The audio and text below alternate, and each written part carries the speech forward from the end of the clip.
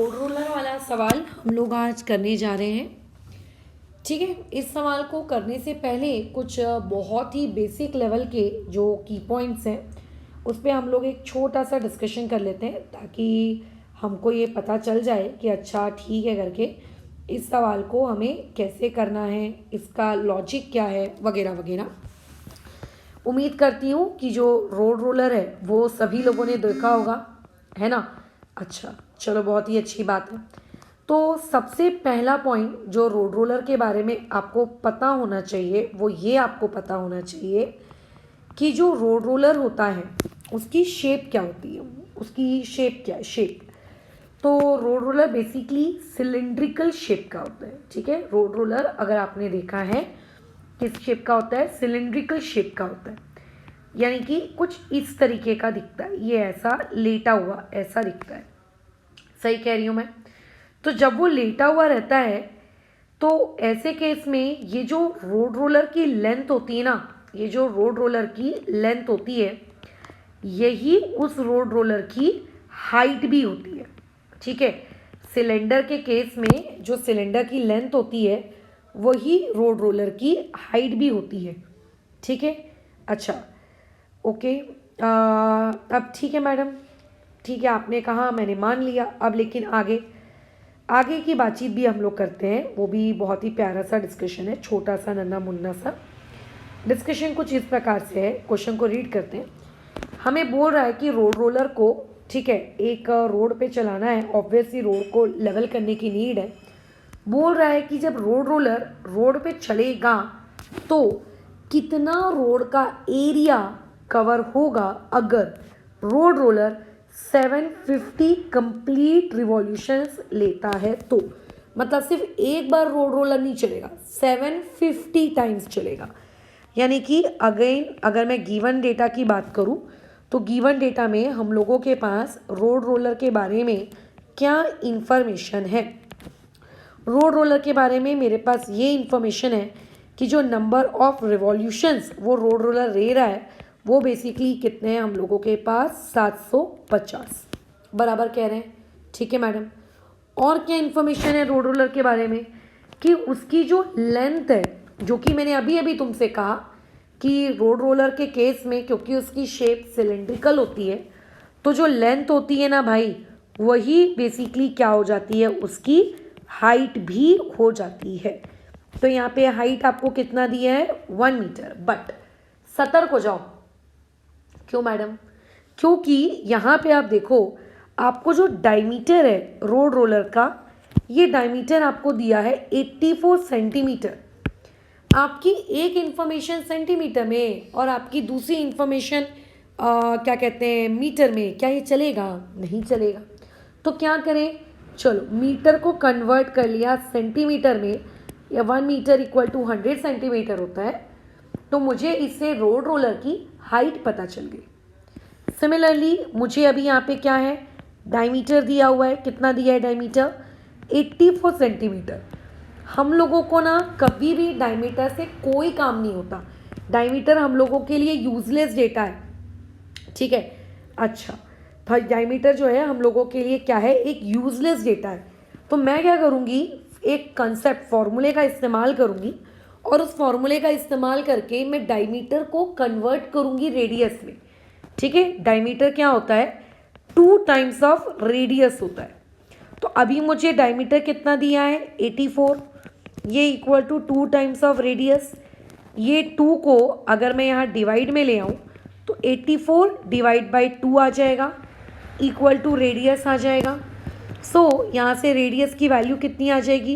Radius की value आएगी 42 centimetre. लो, ये मेरे पास रेडियस की वैल्यू आ गई। हो सकता है ना मुझे आगे रेडियस वाली वैल्यू का कुछ यूज़ हो, तो रेडियस की वैल्यू तो मेरे लिए ज़रूरी थी, है ना, वो मैंने ले ली। अब इस क्वेश्चन में बोल रहा है find the area of the road, यानी कि जब रोड रोलर चलेगा तो आपको बेसिकली क्या करना है? उस रोड रोलर के चलने की वजह से जो आपकी रोड प्रेस हुई, ठीक है, आप लोगों की वो जो रोड प्रेस हुई आपको वो कैलकुलेट करना है ना, बराबर? ठीक है, ओके बराबर। आपको क्या करना है? वो जो रोड कितनी प्रेस हुई वो आपको कैलकुलेट करना है। तो यहाँ पे हम लोग लिखेंगे एरिया ऑफ द रोड, ठीक है, area of the road pressed, ठीक है, बराबर आपका जो एरिया है, जो रोड का जो एरिया है वो आपको बताना है। अब देखो कैसा है, जब एरिया की बात आती है ना, एक स्टूडेंट के दिमाग में बड़ा कन्फ्यूजन होता है कि मैडम कर्व्ड सरफेस एरिया का फॉर्मूला लगाएं कि टोटल सरफेस एरिया का फॉर्मूला लगाएं। तो कभी भी ना सवाल को रटना नहीं चाहिए कि अच्छा यहाँ पे CSA लगता है, यहाँ पे TSA लगता है, ऐसा ऐसा।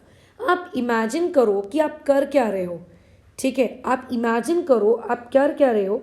जब आप इमेजिन करते हो ना, तब आपको पता चलता है कि अच्छा इस पर्टिकुलर कंसेप्ट में तो ये काम हुआ है। देखो खुद तुम्हारे पास पेंसिल होगी, चलो पेन होगा, तुम्हारा पेन या तुम्हारी पेंसिल भी एक रोड रोलर के जैसा है, बराबर बराबर, वो किसके जैसा है, एक रोड रोलर के जैसा है, रोड रोलर के जैसा है। अब अपनी पेंसिल को गोल गोल गोल गोल अपनी कॉपी के ऊपर चलाना शुरू करो। तो जब आपका रोड रोलर मूव करेगा, जब आपका रोड रोलर मूव करेगा तो रोड रोलर का जो ये वाला पोर्शन है ना, ये वाला पोर्शन, ये वाला पोर्शन, ये कर्व्ड पोर्शन, सिर्फ और सिर्फ ये कर्व्ड पोर्शन ही ग्राउंड को टच कर रहा है। तुम करके देखो अपनी कॉपी में, ऐसा मैं नहीं कह रही हूँ, ठीक है, ऐसा मैं नहीं कह रही हूँ, आप प्रैक्टिकल करके देखो। आपका सिर्फ ये कर्व्ड वाला जो पोर्शन है सिर्फ और सिर्फ यही ग्राउंड को टच कर रहा है, सिर्फ और सिर्फ यही ग्राउंड को। ये जो आपके सर्कुलर एंड है, ठीक है, ये जो आजू बाजू से सर्कुलर एंड है, ये जो आपके आजू बाजू से जो सर्कुलर एंड है, डू नॉट टच ग्राउंड, ठीक है, डू नॉट टच ग्राउंड, ये ग्राउंड को टच ही नहीं कर रहा है। अब मुझे एक बात बताओ, जब सर्कुलर एंड ग्राउंड को टच ही नहीं करेगा तो वो ग्राउंड को प्रेस कैसे करेगा, बराबर। रोड रोलर का जो सर्कुलर एंड है वो ग्राउंड को तो कभी टच ही नहीं करता, क्योंकि वो ग्राउंड को कभी टच ही नहीं करता है तो वो ग्राउंड को प्रेस कैसे करेगा, नहीं मैडम, वो तो ग्राउंड को कभी प्रेस नहीं करेगा। तो ऐसे केस में सिर्फ और सिर्फ वो कर्व्ड पार्ट ही आपके रोड रोलर का क्या कर रहा है, ग्राउंड को टच कर रहा है, ठीक है।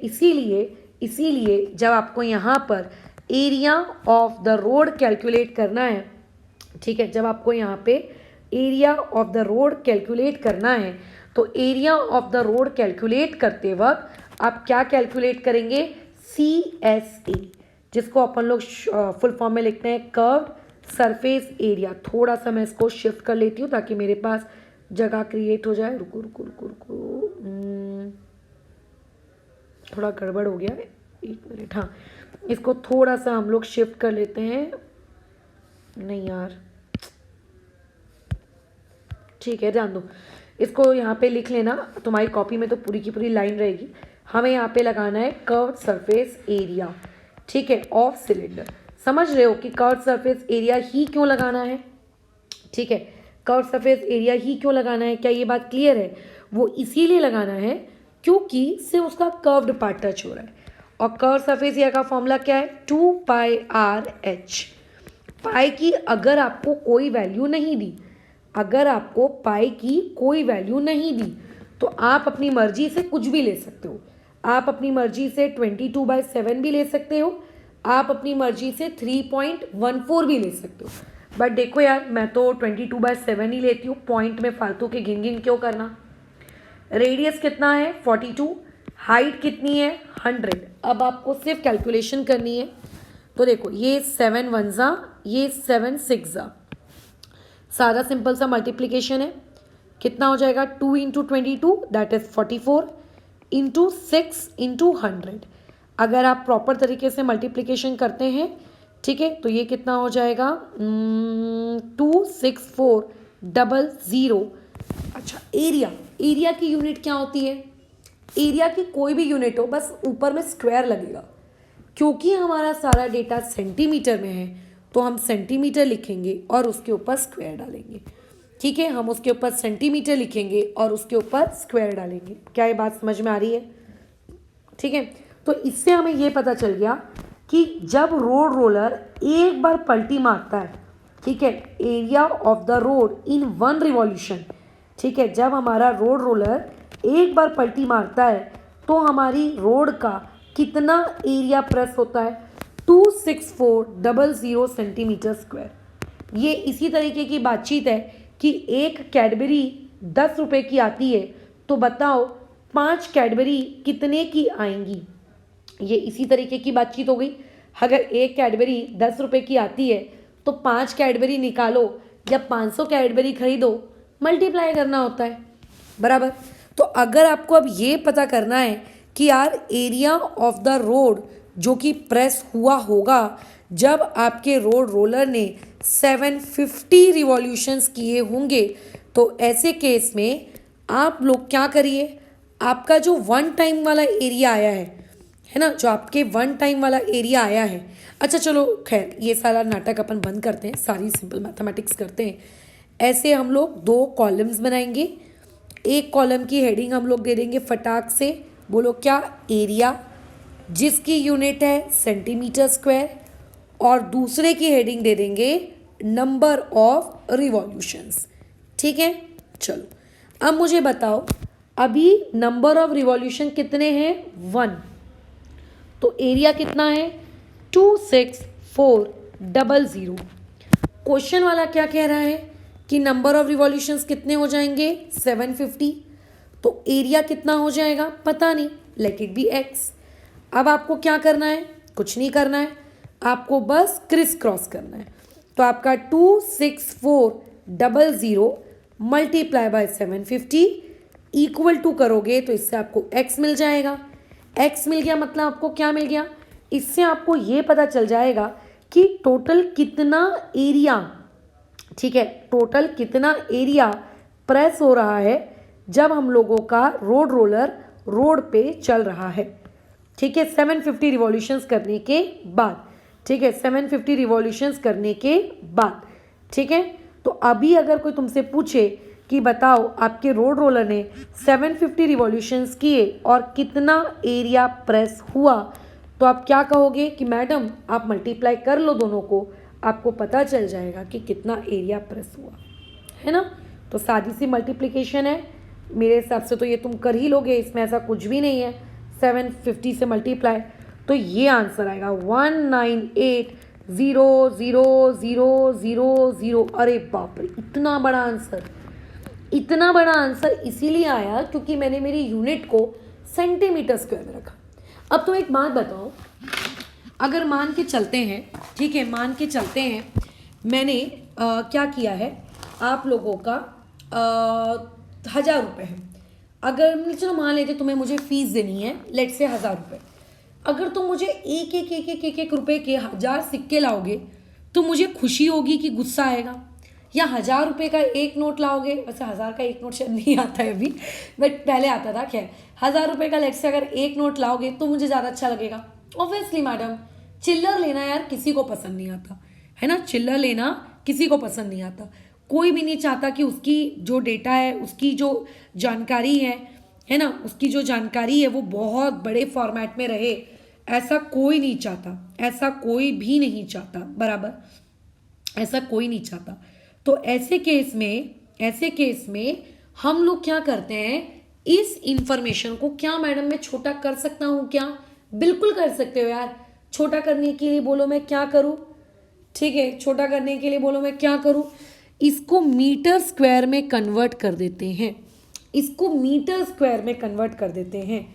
कैसे करेंगे इसको मीटर स्क्वायर में कन्वर्ट, अब देखो मैंने इससे पहले भी बताया था आप लोगों को कि जो सेंटीमीटर होती है, ठीक है, जो सेंटीमीटर होती है वो बड़ी यूनिट होती है, सॉरी छोटी यूनिट होती है, मीटर जो होती है वो बड़ी यूनिट होती है। जब आप छोटी यूनिट को कन्वर्ट करोगे किसमें, बड़ी यूनिट में, तो छोटे से बड़ा जाते वक्त हमेशा क्या होता है, डिवाइड। तो आपको इसको डिवाइड करना पड़ेगा, कितने से, ठीक है, 1 मीटर इक्वल टू 100 सेंटीमीटर हमारे पास लिखा है, तो इस डेटा को मुझे 100 से डिवाइड करना पड़ेगा। अब क्योंकि यहाँ पे स्क्वायर लिखा है तो इसीलिए 2 बार 100 लगाना पड़ेगा, ये कटेगा, ये कटेगा, ये कटेगा, ये कटेगा, ये कटेगा, ये कटेगा, ये कटेगा, ये कटेगा, और मेरे पास क्या बचेगा 1980 मीटर स्क्वायर। तो इससे मुझे पता चल गया कि जब 750 रिवॉल्यूशंस हो रहे हैं तो मेरा एरिया इतना प्रेस हो रहा है। वैसे चाहो तो, ठीक है, वैसे चाहो तो आप इस आंसर को वहीं पे छोड़ सकते थे सेंटीमीटर स्क्वायर में, बट मीटर स्क्वायर में करोगे तो अच्छा लगेगा। बस आपको अब लास्ट लाइन लिखनी है, एरिया ऑफ द रोड। ठीक है, क्या लिखोगे बताओ एरिया ऑफ द रोड के बारे में, कि therefore the area of the road pressed या इज 1980 मीटर स्क्वायर। ये लास्ट लाइन मैं तुम्हारे लिखने के लिए छोड़ रही हूँ। ठीक है।